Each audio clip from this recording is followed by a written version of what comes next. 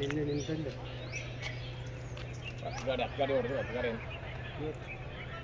ಇಲ್ಲಿ ಇಲ್ಲೇ 3 ಗಾಡಿ ಹೊಡೆದು ಅಲ್ಲಿ ನಿಂತ ಹೋಗಿಲ್ಲ ಕರೆಕ್ಟಾಗಿ ಮಧ್ಯದಾಗ ಹೊಡಿಬೇಕು ಮತ್ತೆ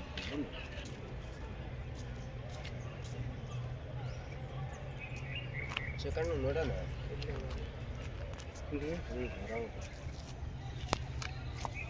ನೋಡಿಲ್ಲ ನಮ್ಮ ಮನೆ 3 ಹೊಡೆದ ಟಾಟಾ ಎ ಸಿ ಕಾರ್ಗಳಿಗೆ